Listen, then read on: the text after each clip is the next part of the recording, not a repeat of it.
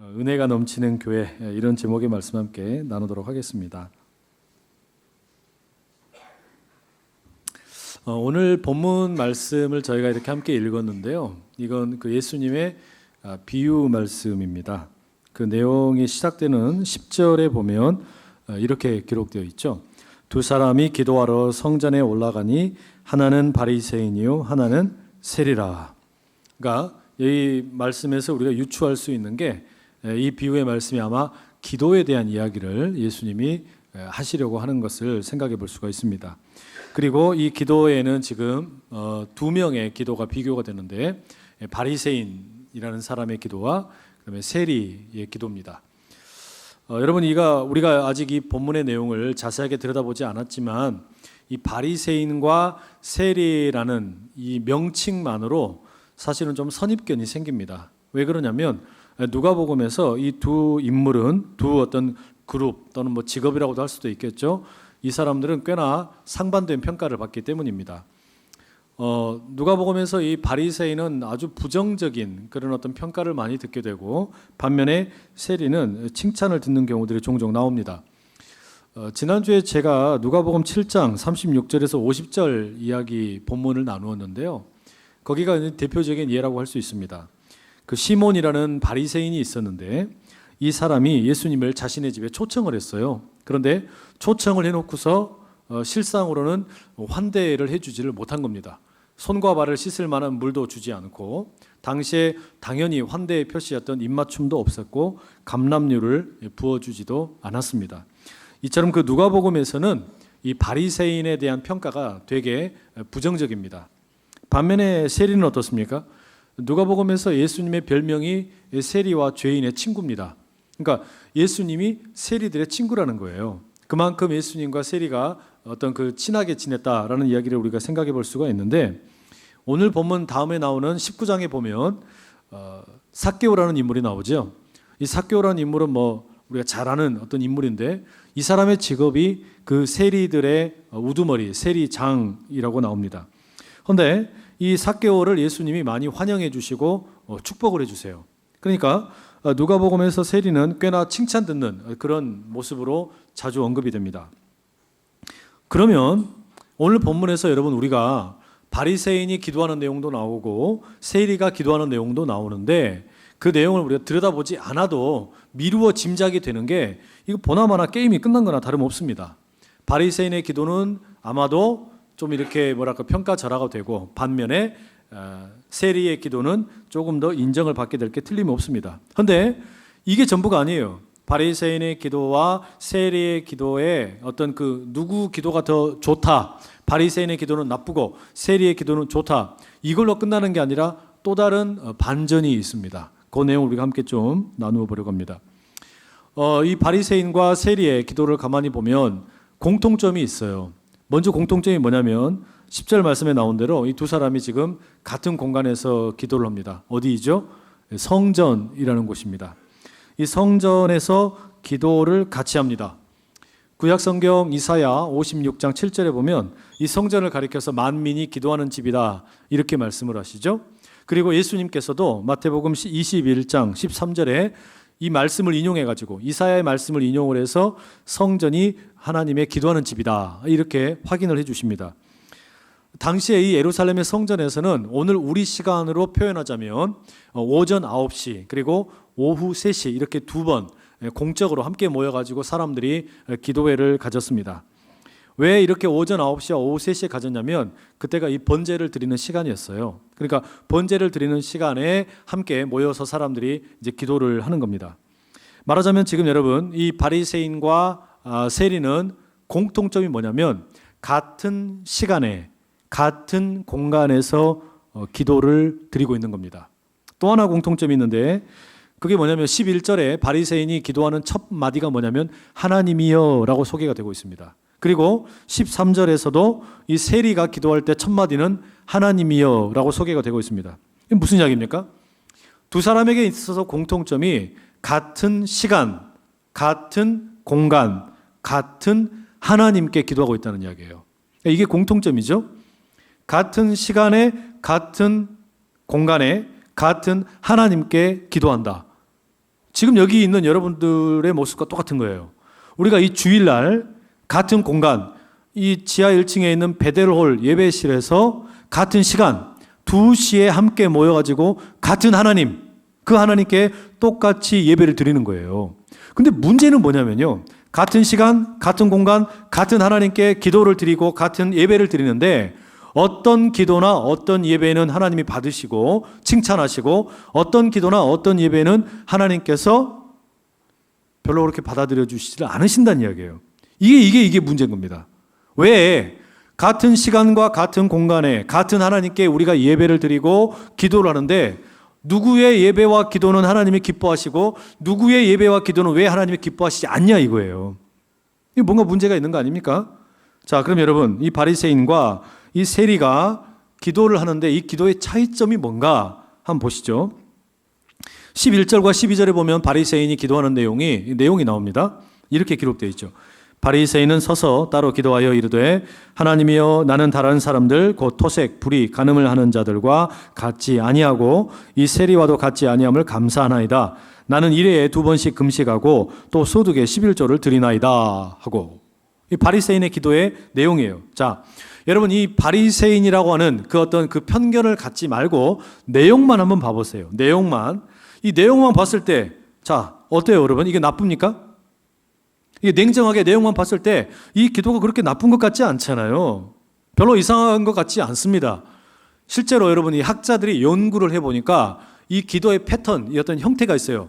반복되는 표현이 있죠. 그게 뭐냐면 내가 무엇이 아니어서 감사합니다. 내가 무엇이 아니어서 감사합니다. 이게 뭐냐면 당시에 랍비들이, 그 유대교 랍비들이 전형적으로 기도하던 패턴입니다. 나는 무엇이 아니어서 감사합니다. 주로 이렇게 기도했어요. 이 사람들이 뭐라 그러냐면 하나님, 내가 여자가 아니어서 감사합니다. 하나님, 내가 이방인이 아니어서 감사합니다. 이렇게 기도했어요. 뭐 그런 패턴이 있었단 말이에요. 그것을 따라서 본문에 나오는 이 바리새인도 뭐라고 기도하는 거예요? 하나님, 내가 탐욕스러운 사람도 아니고 불의한 사람도 아니고 성적으로 문란한 사람도 아니고 세리와 같은 나쁜 놈도 아닌 것이 감사합니다 라고 기도한 겁니다. 이거 여러분 나쁜 거 아니죠? 뭐 이렇게 기도한다고 해서 나쁠 거 없잖아요. 그죠? 대답 좀 해봐요. 아무 문제 없잖아요 이게. 아무 문제 없는 것 같잖아요. 게다가 이 예수님이 지금 비유로 말씀하시는 이 바리새인의 기도가 사실 우리가 이스라엘 인물 가운데 가장 뛰어난 인물이라고 칭송하는 이 다윗의 기도와 좀 비슷해요. 다윗이 시편 17편 4절 5절에서 이렇게 합니다. 사람의 행사로 논하면 나는 주의 입술의 말씀을 따라 스스로 삼가서 포악한 자의 길을 가지 아니하였사오며 나의 걸음이 주의 길을 굳게 지키고 실족하지 아니하였나이다. 비슷하지 않으세요? 그죠? 비슷합니다. 사실 여러분, 우리가 이 바리새인 그러면 예수님이 하도 바리새인에 대해서 이렇게 비판을 많이 하시니까 나쁜 놈들이다 이렇게 이야기를 많이 하시니까 그렇지, 사실 여러분 바리새인을 우리가 가만히 들여다놓고 보면 이 대단한 사람들입니다. 아주 착한 사람들이에요. 그리고 도덕적으로 깨끗하고 또 아주 선한 그런 인물들이라고 할 수 있습니다. 왜냐하면 이 사람들은 하나님의 율법을 너무너무 사랑했거든요.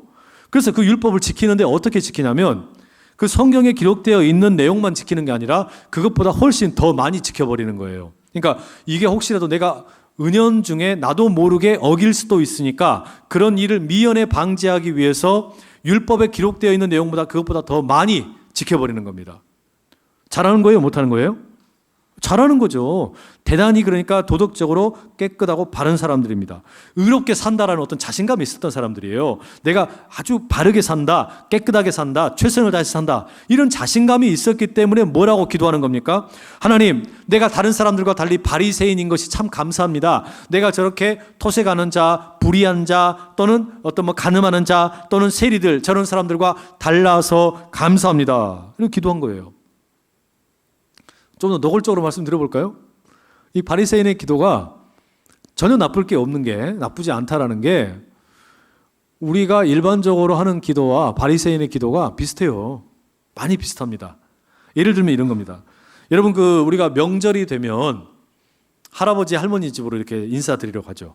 명절에 함께 이제 시간을 보내러 갑니다. 그러면 명절 당일날 아침이 되면 그 온 식구들이 같이 이제 둘러앉습니다. 그리고 상다리가 부러져라고 음식을 차려요. 그리고 이제 이 집안이 만약에 다 함께 예수님을 믿는 집이면 같이 예배를 드릴 거예요. 이제 그리고 나서 이제 음식을 먹습니다. 이렇게 음식을 먹기 전에 이제 그 식사 기도를 하면 주로 이제 연장자가 이렇게 기도하시잖아요. 할아버지나 할머니가 기도하실 거예요. 그러면 그 집안에 할머니가 권사님이시면 이제 기도를 하십니다. 자, 할머니의 기도 짧아요, 길어요? 경험들이 다 있으시구나. 길어서 힘드셨구나. 빨리 먹고 싶었는데 기도가 안 끝나서 힘들었구나. 그 할머니가 기도를 합니다. 그 자녀들도 많지, 손자, 손녀들도 많이 있잖아요. 그럼 이제 할머니가 기도할 때 뭐라고 기도하세요? 이렇게 기도할 거예요. 하나님 아버지 감사합니다. 요즘에 너무 불경기여가지고 다른 집안 사람들은 뭐 장사도 다 잘 안 되고 사업도 다 잘 안 된다는데 우리 아들과 딸 사업은 잘 되게 해주셔서 감사합니다. 우리 손주들은 대학을 졸업한 다음에 많은 사람들이 취업이 안 돼가지고 다 그냥 실패하고 또 그냥 혼자서 놀고 있다는데 우리 손주들은 다 그냥 졸업하자마자 대기업에 철썩 다 달라붙게 해주셔가지고 감사합니다.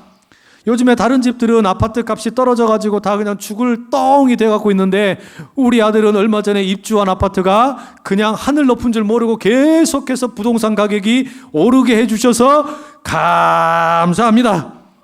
요즘에 이거 어떡하지? 이거 아멘할 때가 아닌데 요즘에 교통사고로 다치는 사람들도 많다는데 우리 식구들은 아무도 다치지 않게 해주셔서 감사합니다. 어떤 집들은 그냥 암에 걸려가지고 식구들이 다 이렇게 힘들어하는데 우리 식구들은 아무도 암에도 걸리지 않고 건강하게 해주셔서 감사합니다. 여러분 이렇게 기도해요, 안 해요? 물론 제가 좀 오버했지만 여러분 이런 기도 합니까, 안 합니까? 우리 할머니들이 그렇게 기도하셔요, 안 하셔요? 여러분들도 그런 기도 하잖아요, 그렇죠? 이게 우리 실제 기도의 모습입니다. 근데 아니 내가 그렇게 기도하는 게 문제가 있다는 말인가? 우리 할머니 기도가 문제가 있다는 말인가? 이 바리새인의 기도가 문제가 있다는 말인가? 문제가 있어요. 무슨 문제가 있냐? 아주 중요한 문제가 있습니다. 영적으로 볼 때 꽤나 문제가 있어요. 그게 뭐냐면 지금 이 바리새인이 하나님께 감사한다 그랬잖아요. 하나님 너무너무 감사합니다. 너무 감사합니다. 그런데 이 감사의 조건이 뭐냐면 비교 의식에서 나오는 겁니다. 다른 사람과 나를 비교했더니 내가 다른 사람보다 더 나아. 내가 다른 사람보다 더 훨씬 더 훌륭해. 내가 다른 사람보다 더 훨씬 더 착해. 내가 다른 사람보다 훨씬 더 똑똑해. 내가 다른 사람보다 훨씬 더 건강해. 내가 다른 사람보다 남자친구가 더 잘생겼어. 내가 다른 사람보다 여자친구가 더 이뻐. 우리 직업이 더 좋아. 내가 연봉이 더 많아. 하나님 감사합니다. 이렇게 기도하는 거잖아요. 이게 문제라는 거예요. 이 지금 바리새인의 기도는 하나님께 감사를 드리는데 이 감사의 조건이 뭐냐면 비교를 통해서 다른 사람보다 내가 더 좋아서 감사하는 거예요. 그렇죠? 이 내용이 그겁니다. 남이랑 비교해서 내가 뭔가 뛰어난 것이 있으니까 이게 감사하다고 이야기하는 거예요. 이게 가만히 보니까요. 저에게도 있어요. 저에게도. 저한테도 있더라고요. 어떤 거냐면 제가 우리 안산제일교회를 생각을 하면 늘 기뻐요. 감사해요. 너무 좋은 겁니다. 그래서 사람들에게 자랑을 해요. 이런 교회도 있다. 근데 기도도 제가 그렇게 하는 거예요. 하나님 아버지 감사합니다. 다른 교회는 당회에서 그냥 장로님들이 맨날 싸우고 지지고 볶고 난리라는데 우리 교회는 이렇게 좋은 장로님들이 계셔서 너무 감사합니다. 하나님 다른 교회는 청년들이 다 그냥 어디 그냥 너무 다 교회를 떠나버리고 아무도 없다는데 우리 교회는 청년들이 이렇게 많게 해주셔서 감사합니다. 다른 교회는 하나님 사람들이 아무도 이제 전도도 안 하고 그런데요. 그런데 우리 교회는 화요일 되면은 500명씩 모여가지고 함께 날마다 전도하게 해주셔서 감사합니다. 하나님 다른 데는 교회도 시설이 별로여가지고 예배를 드릴 때마다 뭐 비가 새고 그런다는데 우리 교회는 좋은 시설 주셔서 감사합니다. 하나님 다른 교회는 예산이 다 쪼그라들어가지고 일도 못한대요. 근데 우리 교회는 예산도 줄지 않아서 감사합니다. 제가 그렇게 기도했더라고요. 여러분 이게 왜 문제인 줄 아세요? 왜냐하면 다른 사람이나 다른 교회를 내 모습 또는 내 교회와 비교해가지고 내가 더 뭔가 우월한 게 있기 때문에 기도하게 되면, 그게 감사하다고 기도하게 되면요, 구약 성경의 하박국의 기도는 무의미한 기도가 되어버립니다. 이런 사람에게 있어서는 하박국의 기도는 없어져야 될 기도예요. 하박국이 3장 17절 18절 우리가 찬양하는, 잘 부르는 찬양 있죠. 그 기도를 이렇게 드립니다. 비록 무화과 나무가 무성하지 못하며 포도나무에 열매가 없으며 감람나무에 소출이 없으며 밭에 먹을 것이 없으며 우리의 양이 없으며 외양간에 소가 없을지라도 나는 여호와로 말미암아 즐거워하며 나의 구원의 하나님으로 말미암아 기뻐하리로다. 무화과 나무 잎이 마르고, 요거 있잖아요, 찬양 아시죠? 이거 그 찬양이에요. 사실은 저는 그 찬양이 좀 이 하박국의 기도의 내용과 별로 잘 맞는 것 같지는 않아요. 뭐냐면 그 곡조가 너무 흥겨워요.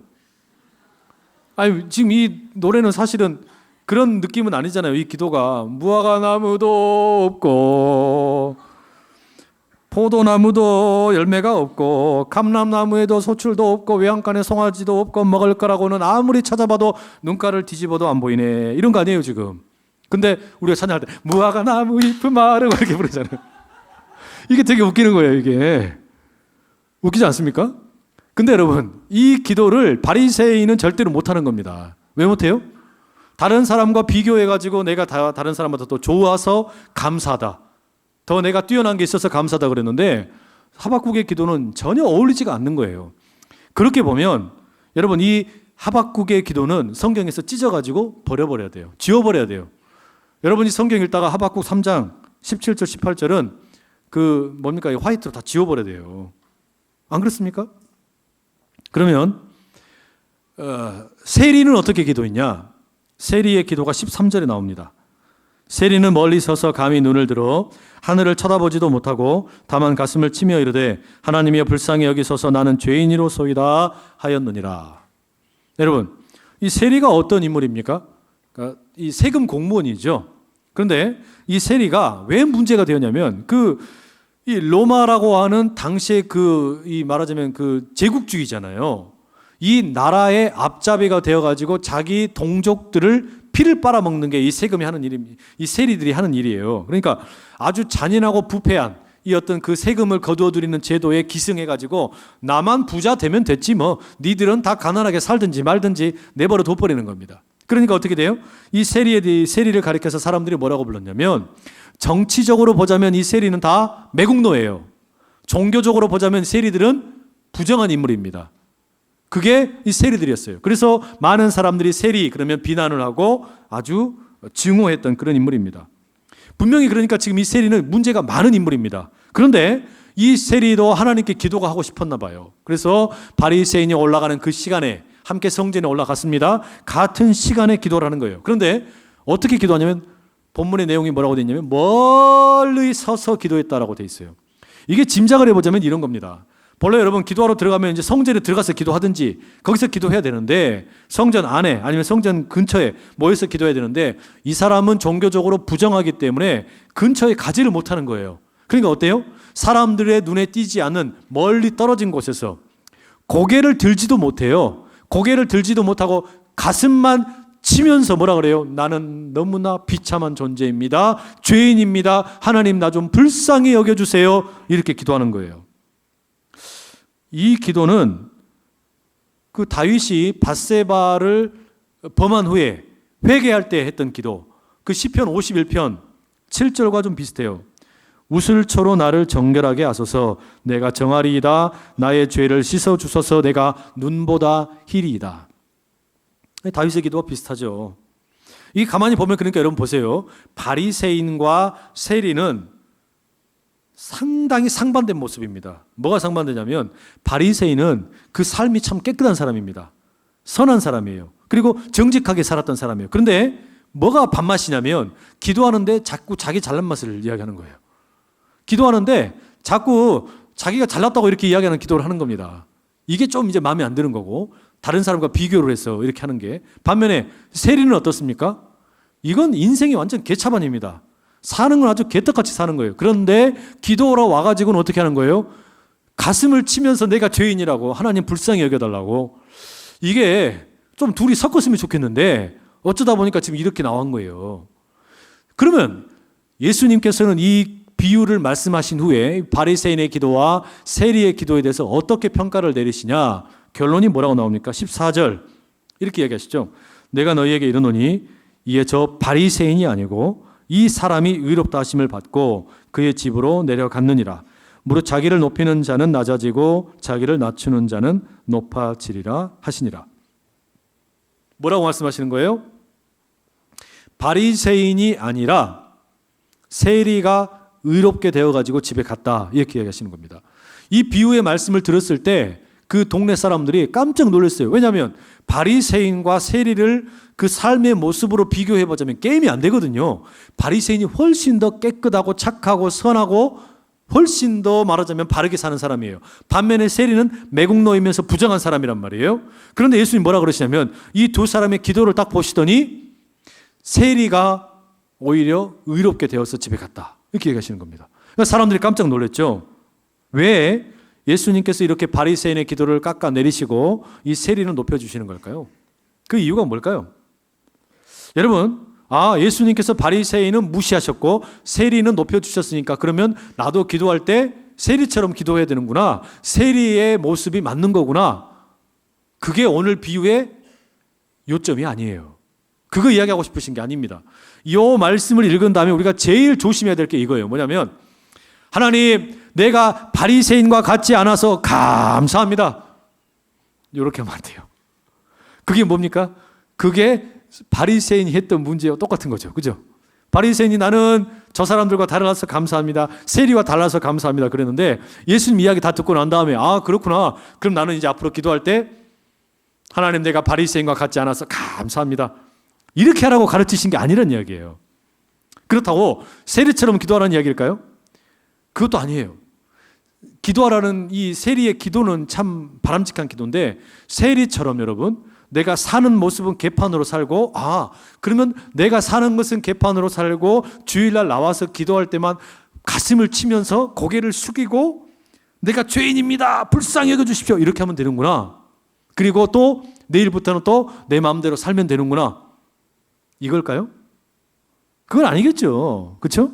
그러면 바리새인은 잘못됐고 세리는 잘됐다. 이거를 둘이 지금 비교시키려는데 목적이 있는 게 아니고 다른 데 있어요. 그게 뭘까? 우리가 읽지 않은 한 구절이 있습니다. 9절이에요. 9절. 자, 우리 9절 말씀 함께 읽어보실게요. 9절 시작.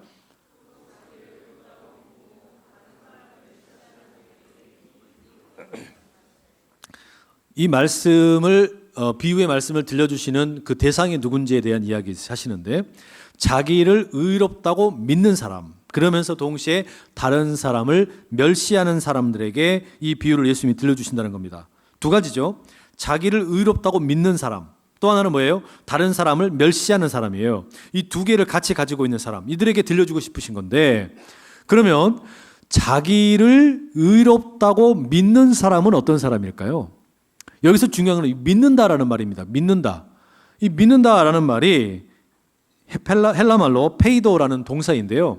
이 페이도라는 말이 누가복음의 여기 본문이랑 누가복음 11장 22절에 나옵니다. 제가 읽어드릴게요. 더 강한 자가 와서 그를 굴복시킬 때에는 그가 믿던 무장을 빼앗고 그의 재물을 나누느니라. 여기에 나오는 이 믿던이라는 말이 앞서 우리가 읽은 그 구절에 믿는다와 똑같은 페이도라는 동사예요. 여러분, 이 구절의 의미가 어떤 거냐면 이런 겁니다. 한 사람이 있었습니다. 이 사람이 아주 자신만만해요. 뭐가 자신만만한 거냐면 이 사람이 집도 있고 부자예요. 재산이 많아요. 그러니까 이걸 지켜야 된단 말이죠. 뭐 금고도 잘 갖다 놓고 이 집을 이제 뭐 세콤을 불러가지고 이렇게 딱 설치도 하고 이렇게 하는데 이 사람이 뭘 믿었냐면 이 재산을 지키기 위해서 무장을 하고 있는 자기 무기를 믿은 겁니다. 그래서 뭐 칼도 들고 다니고 또 총도 들고 다니고 대포도 설치해 놓고 온갖 무기를 다 설치해 놓은 겁니다. 갑옷을 입고 다니고 그래서 어떤 누가 와도 내 재산을 빼앗아갈 수 없다. 이 자신감이 있었어요. 자신만만했다는 말이죠. 그러니까 이 사람은 뭘 믿었던 거냐면 여기서 믿는다라는 말은 자기의 무기를 믿는 거였어요. 내 무기. 이 무기는 내가 꼭 믿는다. 이런 생각이었죠. 그런데 어떻게 됐습니까? 이 사람보다 더 힘센 사람이 찾아온 거예요. 더 큰 칼과 창과 대포와 탱크와 그냥 무기를 몰고 와가지고 이 사람을 굴복시킨 겁니다. 항복을 시킨 거예요. 그리고서 재산을 다 빼앗아 갔다. 그 이야기하는 겁니다. 그러면 여러분 보세요. 그 어떤 맥락에서 오늘 18장 9절 자기를 의롭다고 믿는다라는 건 무슨 말이냐면 자기가 의롭다라는 것을 무기로 삼는 사람입니다. 무슨 말이에요? 나는 깨끗해. 나는 정직해. 나는 언제나 선해. 내가 이렇게 바르게 살아. 이걸 뭘로 삼는 거냐면 자기 무기로 삼는 사람이에요. 이걸 가지고 무기로 삼는 사람. 그런데 그 사람에게 두 번째 특징이 뭡니까? 다른 사람을 경멸한다, 멸시한다 이렇게 나오죠? 이 멸시한다라는 말이 헬라 말로 엑수데네오라는 말인데요. 무시하고 경멸한다. 이 엑수데네오라는 동사도 누가복음의 이 18장 9절 관계에 또 다른데 한 군데 나옵니다. 그게 어디냐면 23장 11절이에요. 자, 읽어드릴게요. 헤롯이 그 군인들과 함께 예수를 업신여기며 희롱하고 빛난 옷을 입혀 빌라도에게 도로 보내니 여기서 업신여기며라는 말이 이 무시한다, 경멸한다라는 말과 똑같은 말이에요. 그럼 여러분 지금 이게 어떤 말이냐면 헤롯과 군인들이 예수님을 업신여겼다, 무시했다, 경멸했다라는 이야기입니다. 자, 그 맥락에서 그런 의미를 가지고 와서 이 18장 9절의 말씀을 우리가 읽어보면 이것도 그냥 지금 이 단어를 쓴 게 아니고 상당히 의미 있게 이 단어를 쓴 겁니다. 자, 정리해보면 이런 겁니다. 예수님께서 지금 이 바리새인과 세리의 기도의 비유를 말씀을 하시는데 이걸 누구한테 들으라고 말씀하시는 거냐면요. 내 스스로가 의롭다라고 믿는 사람, 자신의 의로움을 무기로 삼는 사람, 그래서 다른 사람들을 경멸하는 사람이에요. 무시하는 사람이에요. 업신여기는 사람이에요. 근데 문제는 뭐냐면 그렇게 누군가를 무시하고 경멸하고 업신여기는 게 사람만 업신여기는 게 아니라 결국 누구를 무시한다는 겁니까? 예수님 무시한다는 이야기예요. 무슨 이야기냐면 내 스스로 나는 이렇게 내 스스로 너무나 선하고 착해. 나는 언제나 바르게 살아. 나는 법 없이도 살 수 있는 사람이야. 이런 어떤 그 자기의 의로움을 무기로 삼는 사람이 사람들만 무시하는 게 아니라 그 무시 속에는 예수님을 무시한다. 달리 말하면 하나님을 무시하는 것이고 더 달리 말하면 은혜를 무시한다라는 말입니다. 결국에 예수님께서 이 비유를 지금 통해서 말씀하고 싶으신 것은 바리새인의 기도, 세리의 기도 중에서 누구의 기도가 더 뛰어난 기도냐, 이걸 우리에게 말씀해 주시려고 하시는 게 아니라 정작 말씀하시려고 하시는 건요, 기도의 내용이 아니라 기도의 태도입니다. 기도의 내용 때문이 아니라 태도 때문에 그런 거예요. 무슨 말이냐면 이 기도를 통해서 지금 내가 혹시 내 의로움을 무기 삼아서 자랑하고 이걸 통해서 사람들을 경멸하다가 예수님까지 무시하는 건 아니냐 이 말이에요. 달리 말하면 기도가 진정한 기도가 되려면 같은 시간에 같은 장소에 같은 하나님을 부르는데 어떤 기도는 하나님 받으시고 어떤 기도는 왜 안 받으시냐? 같은 시간과 같은 기도에 같은 장소에서 같은 하나님께 우리가 예배를 드리는데 누구의 예배는 받으시고 누구의 예배는 왜 받지 아니하시냐? 그 갈림길이 뭐냐 이거예요. 그게 뭐냐면 은혜에 집중하느냐 하지 않느냐 이 차이라는 이야기입니다. 무슨 이야기냐면 여러분 우리가 이 신앙생활 한다라는 게 어떤 영적인 어떤 삶을 살아간다라는 것이 기도하고 뭐 예배를 드리고 봉사를 하고 섬김을 하고 다양하게 우리가 일할 수 있잖아요. 뭐 선교도 할 수 있겠죠. 전도도 할 수 있겠죠. 뭐 교사로 섬길 수도 있겠죠. 찬양대도 할 수 있겠죠. 찬양팀도 할 수 있겠죠. 반주도 할 수 있겠죠. 설교도 할 수 있겠죠. 어마어마하게 많은 일들을 하는 겁니다. 그런데 이 모든 일들을 통해서 결국 하나님이 받으시느냐 받지 않느냐의 갈림길은 뭐가 있냐면 이게 은혜에 집중하는 거냐, 은혜의 눈으로 일어나는 일이냐, 아니면 나를 드러내는 나의 의로움을 자랑하는 일이냐, 이게 갈림길이라는 이야기예요. 이게 같은 시간, 같은 장소, 같은 하나님께 기도하고 예배를 드리지만 그게 하나님 앞에 나아가는 기도냐 아니냐, 갈림길은 거기에 있다는 겁니다. 결국 기도가 진짜 기도가 되려면 뭐가 필요한 거냐면요, 은혜의 눈이 필요한 거예요. 이게 왜 중요하냐? 여러분 우리가 은혜의 눈이 없게 될 때는 결국은 두 가지 중에 하나입니다. 뭐냐면 자기 어떤 도취, 자기 기만, 자기 자랑에 빠지든지 아니면 자기 비하, 자기 저주에 빠지든지 이 둘 중에 하나예요. 은혜의 눈이 없이 우리가 기도를 드리거나 예배를 할 때 결국 우리가 만나게 되는 결론은 뭐냐면 비교를 통해서 다른 사람과 나를 비교해 가지고 나오게 되는 게 뭐냐면 내가 좀 나아 보여. 그럼 뭐가 돼요? 자기 기만, 자기 도취가 되는 거예요. 그러나 다른 사람과 나를 비교해 봤더니 내가 좀 못났어. 그럼 어떻게 되는 거예요? 자기 비하에 빠져버리는 거예요. 근데 하나님께서 우리에게 원하시는 기도, 하나님께서 우리에게 원하시는 예배는 그런 게 아니고 다른 사람과 나를 비교해서 뭐 자기를 높이는 자기 교만함 또는 자기 비하 이렇게 되는 걸 원하시는 게 아니고 은혜에 주목하기를 원하신다는 이야기예요. 여러분 이걸 달리 비유하면 그 C.S. 루이스라는 이 기독교 작가가 쓴 책 중에 순전한 기독교라는 책이 있어요. 아주 유명한 책이죠.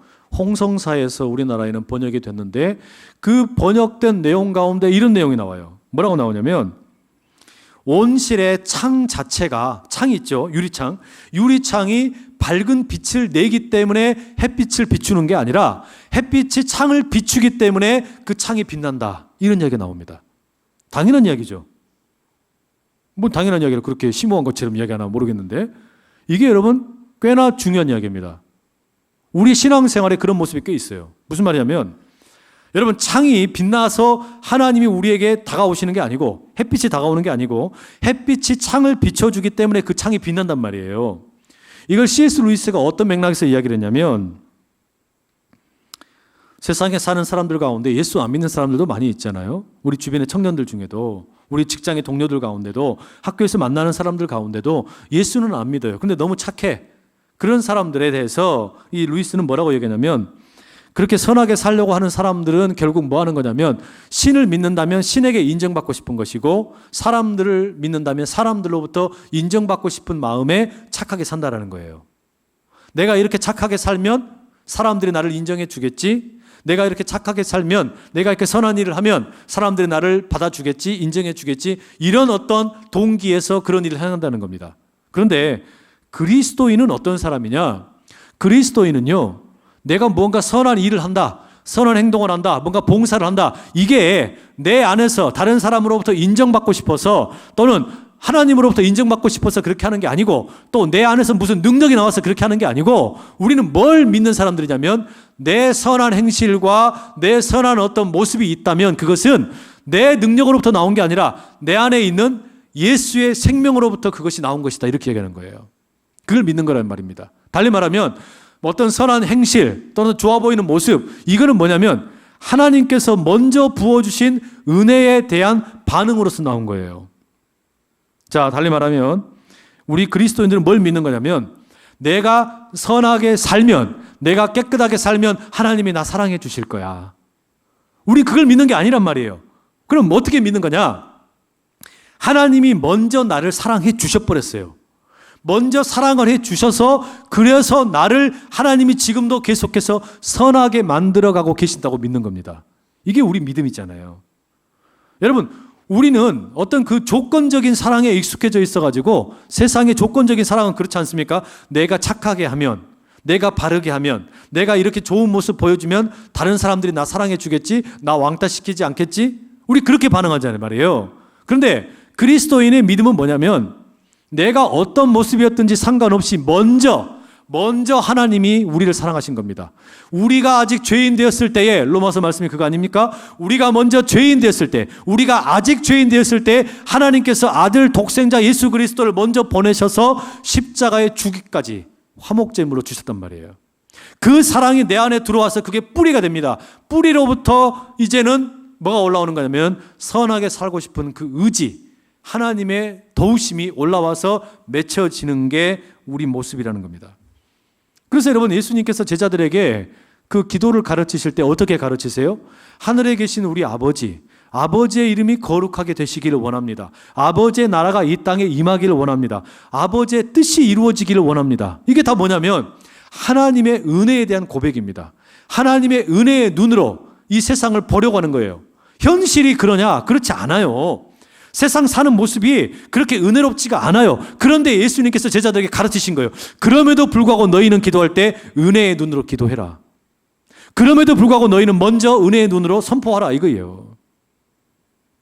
이게 기도의 본질이라는 겁니다.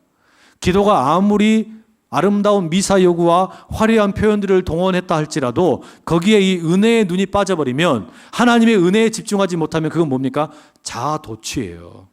아니면 자기에 대한 비난이든지, 그 둘 중에 하나라는 이야기예요.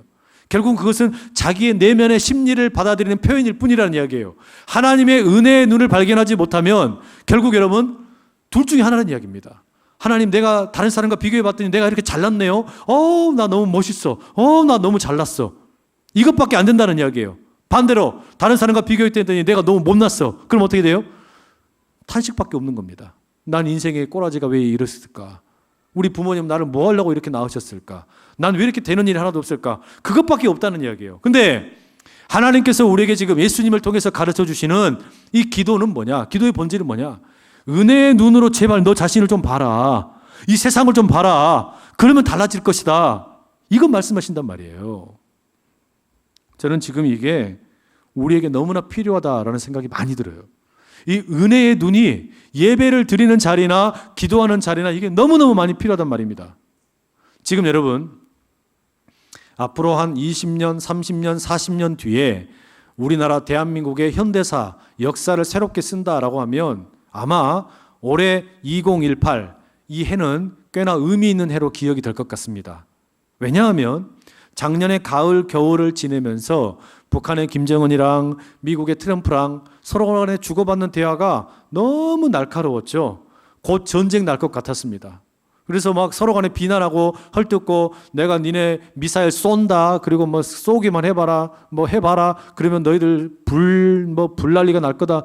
서로 간에 이렇게 막 긴장이 팽배했어요. 그런데 평창 동계올림픽에 북한이 참여를 하더니 4월 27일 날 판문점에서 남북 정상이 대화를 하더니 6월 12일 날은 처음으로 북한과 미국의 정상이 함께 만나서 대화를 하는 일들이 싱가포르에서 이렇게 펼쳐졌습니다. 이게 지금 너무나 기가 막힌 일들이 6개월 사이에 다 일어났어요. 지금 상반기 동안에 이게 다 일어난 일들입니다. 여러분, 이게 어떻게 가능한 일일까요?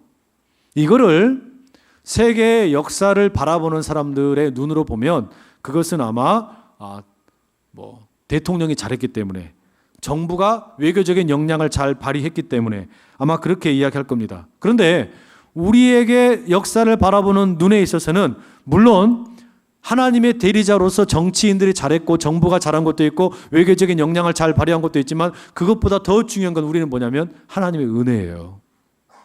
하나님의 은혜라는 이야기예요. 그게 무슨 이야기냐면, 저는 지금 우리나라가 이렇게 분단이 되고 70여 년이 지나가면서 이제 화해 무드가 조성되는 이 모습이 마치 구약 성경에 기록되어 있는 이스라엘이 바벨론의 포로로 잡혀갔다가 70년 만에 귀환하는 모습과 참 비슷하다는 생각이 많이 들어요. 이스라엘이 남과 북으로 나누어져서 북이스라엘은 아수르에 의해서 망해버렸고 남유다는 바벨론에 의해서 망하게 되었습니다. 망하게 된 근본 이유는, 성경은 뭐라고 이야기하냐면 이스라엘이 힘이 없어서, 돈이 없어서, 군사가 없어서가 아니라 하나님을 제대로 섬기지 않았기 때문이라고 이야기를 해요. 그래서 북이스라엘과 남유다가 다 망했는데 바벨론의 포로로 많은 사람들이 잡혀갔어요. 그리고 이 사람들이 정체성을 잃어버렸어요. 자신들의 언어를 잃어버리고 자기들이 하나님의 백성이라는 사실을 70년의 시간이 지나면서, 2세대가 지나면서 다 잊어버린 겁니다. 마치 우리가 70년의 시간이 지나면서 남과 북이 이제는 동질성을 갖고 있는 것보다 이질적인 게 더 많은 것처럼, 우리가 본래 한 민족이었다는 것을 상실해 가고 있는 것처럼 바벨론의 포로로 잡혀갔던 이스라엘 사람들이 까마득히 자기들의 정체성을 다 잃어버렸단 말이에요. 그런데 무슨 일이 생겼냐? 페르시아라는 새로운 신흥 강대국이 일어나더니 그 페르시아의 초대 임금이 누구였냐면 고레스였어요. 이 고레스가 칙령을 발휘합니다. 이스라엘 사람들아, 너희들 예루살렘으로 돌아가라. 내가 허락한다. 그렇게 해서 가서 예루살렘 성전도 새로 짓고 성벽도 중수해라. 이걸 허락을 해준 겁니다. 이걸 여러분, 그냥 세속의 역사를 기술하는 역사가들의 눈으로 보자면 이 역사를, 그 고대 근동지방에서 이 당시에 있었던 역사를 기록할 때 뭐라고 기록하겠습니까? 그냥 단순히 페르시아의 임금이었던 고레스가 외교적인 정책의 일환으로 모든 식민지에 그렇다 잡혀왔던 사람들을 돌려보냈다, 이렇게 평가하면 끝이란 말이에요. 역사의 기술이 그렇게 되고 끝날 겁니다. 국제 정세를 설명하는 것으로 끝난단 말이에요. 그런데 성경은 뭐라고 이야기하냐면, 이 고대 근동지방에 있었던, 팔레스틴 지역에 있었던, 그리고 그 지역 세상 가운데 있었던 모든 역사의 관점을 성경은 뭐라고 이야기하냐면 고레스에게 하나님께서 감동을 주셨다. 이렇게 적어놓고 있어요. 성경은 그렇게 얘기한다고요. 성경은 고레스에게 하나님께서 감동을 주셨다. 이게 무슨 이야기냐면 하나님의 은혜가 비로소 이스라엘로 하여금 돌아가는 귀환의 길을 열었다라는 이야기를 하고 있는 겁니다. 이게 여러분 뭐냐면 똑같은 역사가 흘러가고 있는데 믿음의 눈으로 바라본 겁니다. 은혜의 눈으로 바라보는 그 눈이 열리게 됐다는 이야기예요. 여러분, 이게 지금 우리한테 필요하다는 이야기예요. 이게 단지 지금 대한민국과 이 북한, 남한과 북한이 서로 간에 대립하고 있는데 70년 만에 이게 이제 해결되는 화해 무드가 일어나고 있는 것을 보는 데에만 필요한 게 아니고 우리 모두에게 지금 이 은혜의 눈이 필요해요. 왜냐하면 대한민국 사회는요, 전 근대와 근대와 후기 근대, 포스트 모더니즘과 모더니즘과 프리 모던이 함께 섞여 있는 희한한 세상이에요. 봉건적인 세상의 가치관과 고대 어떤 모더니즘의 산업혁명의 어떤 가치관과 포스트 모더니즘의 개인주의의 가치관이 혼재되어 있단 말이에요. 그러니까 다른 어떤 서구의 국가들이 200년, 300년, 400년의 시간을 보내면서 민주주의가 성숙해지고 시민의식이 올라가고 기독교의 세계관이 뿌리내리는 그런 시간을 우리는 갖지 못하고 짧은 시간 동안에 우리는 이게 너무 많은 혼란을 겪고 있어요. 그러다 보니까 사람들이 어떻게 되냐? 예민해요. 대단히 예민합니다. 우리나라 사람들이 엄청나게 예민한 편이에요. 그래서 어떻게 됩니까? 갈등이 많습니다. 그리고 이게 어떤 상처가 많아요. 민족적인 상처도 많고 가정적인 상처도 많고. 여러분, 외국에 나가가지고 특히 서구권에 가가지고 장례 예식을 참석을 해보면 깜짝 놀랍니다. 이 사람을 장례들인데요, 우리처럼 시꺼먼 옷 입고 시꺼먼 넥타이 메고 시꺼먼 구두 신고 와가지고 울지도 않아요. 그 같은 교회에서 이렇게 같이 장례 예배를 드리는데 그 시신의 얼굴을 이렇게 보여줍니다. 뷰잉 한다 그러죠. 이렇게 그걸 같이 보면서 이렇게 이제 조문을 합니다. 웃으면서 농담하면서 같이 이렇게 천국에 가신 이 고인을 추모합니다. 이렇게 하는 거예요. 여유가 있어요. 근데 우리는 어때요? 감정적으로 고인과 살아남은 자들 사이에 깊은 연대가 있어요. 그리고 한이라는 게 있어요. 그러니까 이게 어떻게 됩니까? 울음이 터지고 그게 어떤 막 분노가 되기도 하고 안타까움이 되기도 하고 이런 모습들이 우리 많잖아요. 그런데 이 가운데 우리가 무슨 일이 많냐면은 세상을 바라보는, 자기 자신을 바라보는, 그리고 옆 사람을 바라보는, 어떤 교회를 바라보는, 내 회사를 바라보는, 일터를 바라보는 이 눈이 은혜의 눈이 아니라 상처의 눈인 경우가 너무너무 많아요. 내가 상처를 입은 눈으로 세상을 바라보는 경우가 우리가 너무 많은 거예요. 가만히 보세요, 여러분. 부모님이 여러분 마음에 쏙 드시는 경우가 그렇게 많지 않죠.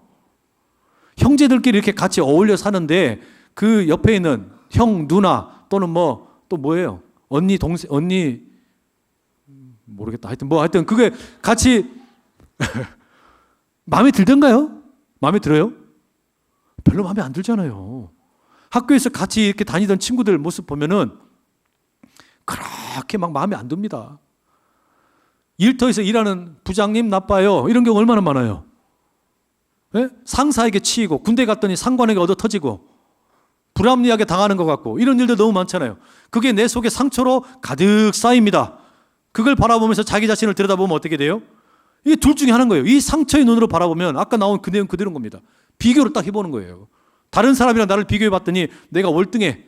그럼 이 상처의 눈으로 자기 자신을 보면요, 어떻게 되냐면 교만해집니다. 저 하찮은 것들 이렇게 바라보는 거예요.